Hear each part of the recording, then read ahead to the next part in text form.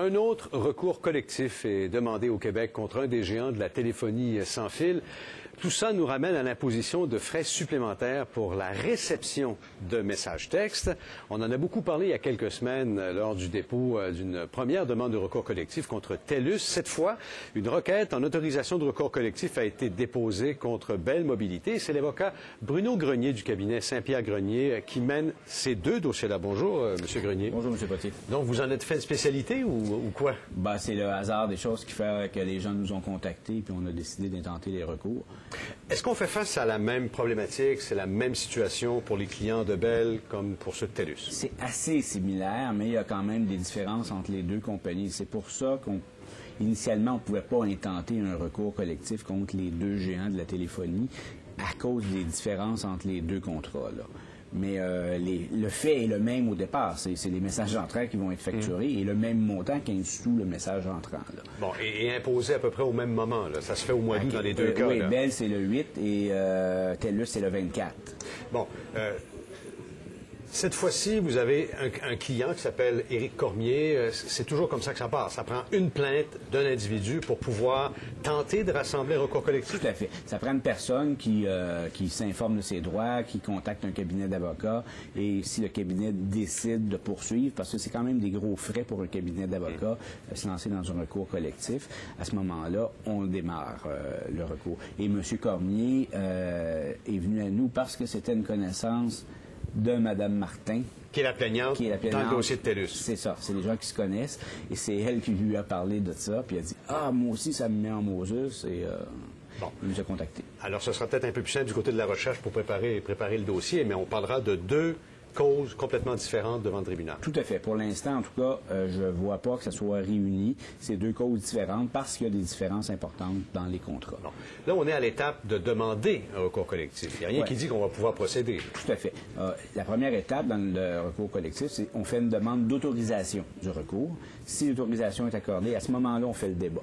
Donc, c'est une étape un peu plus simple, c'est-à-dire qu'on n'a pas à faire le droit, est-ce que tout est parfait. Si prima facie, donc, à la face même, on semble avoir un droit, ça doit être autorisé. Est-ce qu'on a une idée, dans le cas de Bell Mobilité, du nombre potentiel de clients ciblés ou touchés par ça? On a fait des calculs aléatoires au bureau, mais on sait que Bell, c'est 6,4 millions d'abonnés au Canada. Je présume que la majorité, c'est au Québec. On ne peut pas l'affirmer. Mais une grosse partie de la clientèle doit être au Québec. Peut-être 3 millions, peut-être un peu moins. Mais... Et ces gens-là, une vaste majorité de ces gens-là n'ont pas de forfait illimité. Donc, ça les concerne. Donc, financièrement, seront pénalisés par l'entrée en vigueur de ces frais-là, oui, de 15 cents c'est pour par ça SMS. que les recours collectifs existent, parce que, vous savez, c'est un petit montant. Les gens, s'il n'y avait pas de recours collectif, ils ne vont pas se plaindre. On parle de 5 $ par mois. On ne va pas engager un avocat pour 5 $. On ne va même pas aller aux petites créances pour 5 $ par mois. Là. On va l'absorber en étant fâché.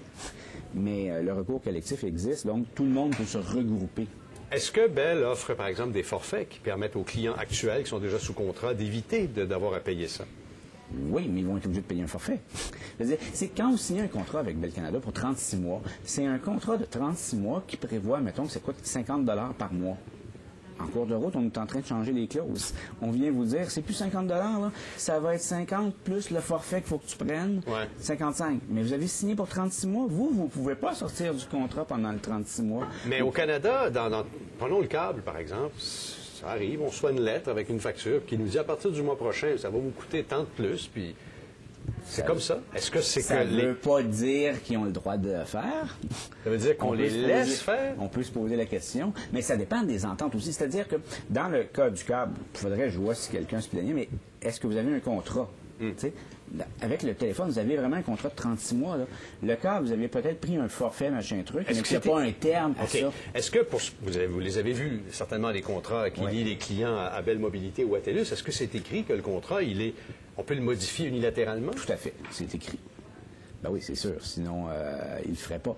Mais à ce moment-là, vous vous battez contre... Vous êtes comme Don Quichotte, là? Pas du tout. J'ai la loi de la protection du consommateur qui prévoit, à l'article 11, qui prévoit qu'on ne peut pas modifier un contrat unilatéralement sans s'entendre. Donc, le contrat de Bell selon moi, serait illégal?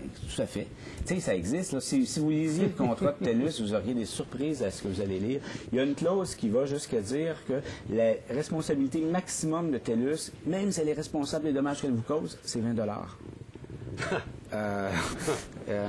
c'est écrit dans le contrat. Mais est-ce qu'un tribunal déciderait que c'est légal? Je ne sais pas. Là. Okay. Moi, je présume que non pour celle-là aussi. Ça n'a pas été testé dans d'autres provinces, ça? Non. Ces points-là? Non, pas encore. Donc, on est en territoire inconnu. Là. Oui, puis on est en droit différent. C'est-à-dire, je ne pourrais pas dire que le recours qu'on est en train de faire s'applique à tout le monde à travers le Canada.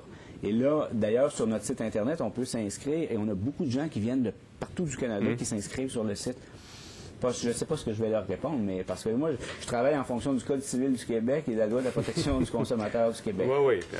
Est-ce qu'il va y avoir... Mettons qu'un tribunal québécois vient décider qu'il faut que Bell rembourse tout le monde. Ouais. Qu'est-ce qu'elle fait pour les autres provinces? Ah ben là, il faudra voir. On faudra voir, oui. Rapidement, quand saurez-vous si vous pourrez tenter vos recours? D'ici un an. OK, donc faut... Écoutez, ça peut débouler rapidement. Ça va dépendre de Bell et de TELUS, quels arguments ils vont faire valoir. Merci beaucoup, M. Grenier. Plaisir. Au revoir. On suivra ça. Maître Bruno Grenier du cabinet Saint-Pierre-Grenier. On s'arrête quelques instants et on se retrouve tout de suite après la pause pour les gagnants et les perdants de cette journée d'argent. Restez là.